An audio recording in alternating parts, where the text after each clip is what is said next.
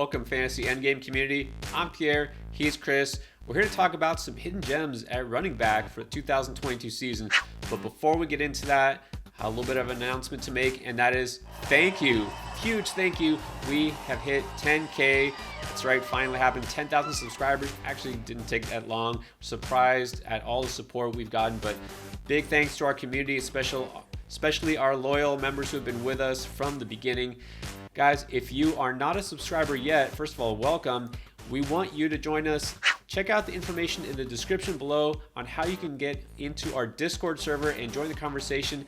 And we have a thank you gift. We're going to give away for an entry, free entry to Underdogs Best Ball Mania 3. That is a $10 million prize contest. We talk about best ball all off season, try to help you win there too, especially if you are one of our patrons. So if you want to join in, check out how to do that. All you have to do is subscribe to this channel and then join our Discord, and you will be eligible for a free entry. That's our way of giving back to you, our Endgame community. All right, guys, let's get into it now. It's time for hidden gems at running back, some deep sleepers that you might want to keep on your radar toward the end of your draft. All right, Chris, start us off. Who is your first hidden gem? Remember Darrel Williams? No, you don't remember him, do you? Because it's obvious you don't remember him because of where he's being drafted, which is pretty much undrafted in most leagues. Darrel Williams was truly, one of the league-winning running backs last year who you either drafted really late or probably picked up off of waivers and carried your team or helped your team get a fantasy championship. And then we didn't really hear much about him in the offseason, but he did sign with the Cardinals, and he's going to slot into that Chase Edmonds role. This guy ranked 9th in receptions last year among all running backs and 8th in routes run.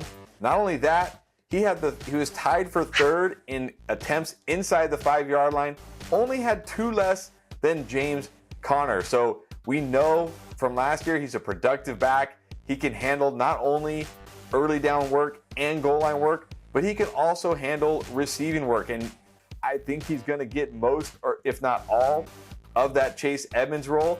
And look, James Conner has never played an entire season without missing games. He's going to miss games. He's 27 years old. The chances of James Conner starting and staying healthy for all 17 games is very low.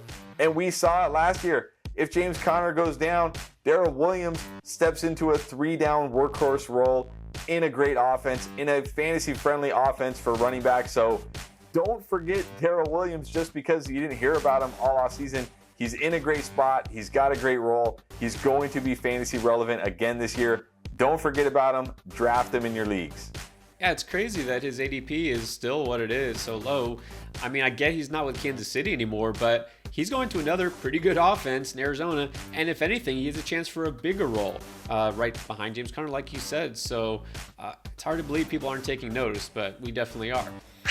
All right, let's talk about running back also in a good offense. How about San Francisco? They seem to always crank out productive running backs. So Eli Mitchell is still the man there. Right behind him, I think number 2 is going to be Tyrion Davis-Price. So he was drafted surprisingly early because you didn't think they needed a running back. Obviously, Trey Sermon is not going to be a thing there. He's still on the roster, but he's, I guess, still in the doghouse. Davis-Price also selected with a 3rd-round pick coming out of LSU. You know what? He didn't put up massive numbers just because that team really hasn't been a great offensive team the last couple of years, LSU. But he did get over 1,000 yards. He is a thumper. He's a guy at 220 pounds. He's definitely going to carve out a short yardage role. Something, if there's an area where Mitchell did struggle a little bit last year, that would be it. And so he's going to be kind of like the Thunder to the Lightning here. He's going to be the complementary back. A lot of people were high on Jeff Wilson last year. Davis-Price is a better version of just Jeff Wilson. Let's put it that way.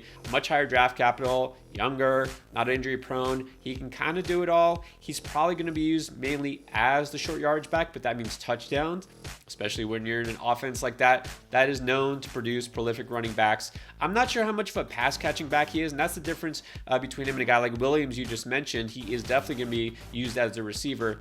I don't think Davis-Price will really get too many receptions, so you probably aren't going to want to draft him too high in a full PPR league.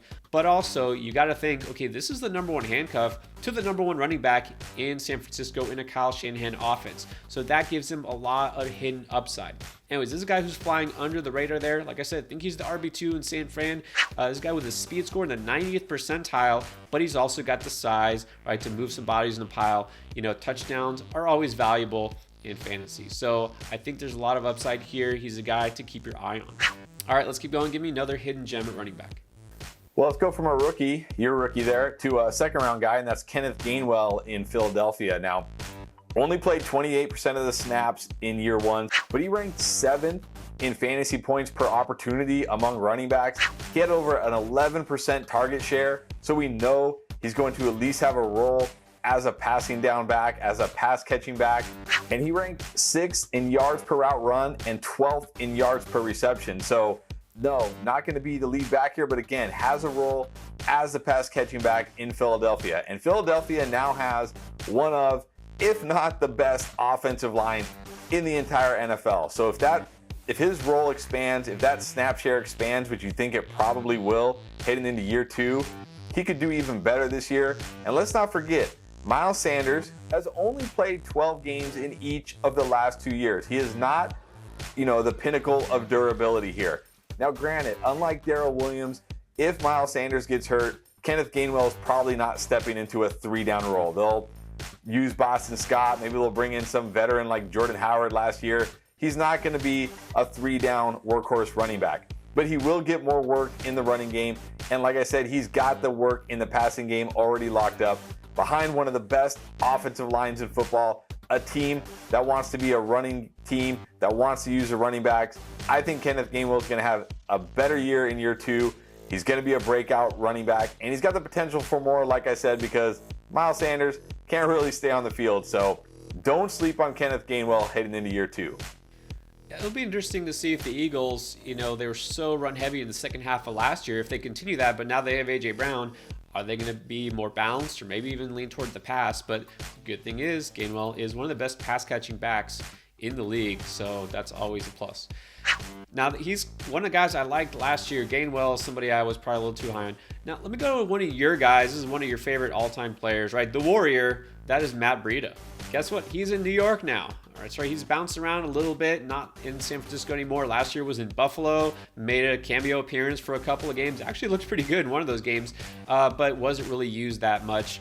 Now he's in Giants. He was signed there to be the backup to Saquon Barkley. Now look, I am all over Saquon Barkley this year. I will have him in a lot of drafts, but running backs get injured, and it could happen to anyone. So Breida is a high-end handcuff there. It's a guy who, for his career, averages 4.9 yards per carry. He can rip off long runs. He is a pretty capable pass catcher. This is a guy who's still kind of in his prime, right? It seems like he's been around forever. He's only barely turning 27 years old. So Breida is a guy to keep an eye on. I wouldn't say he's redraft worthy right now unless you have Barkley and you really want to handcuff him. Don't be surprised if Breida's name comes up during the year on the waiver wire. He's somebody who definitely has a lot of upside. All right, let's go one more. Give me another deep sleeper at running back that you like. I love Matt Breida, the Warrior, but I love this guy too, and that is Jerick McKinnon. We saw him in the playoffs last year. Looked great. The 3 playoff games, he had 14 receptions, 315 total yards, and a touchdown. And he just signed a 1-year deal to return to the Chiefs. And I already talked about it. Darrell Williams is gone now, right? He's in Arizona. CEH, maybe he's the guy, maybe he's not. We don't really know.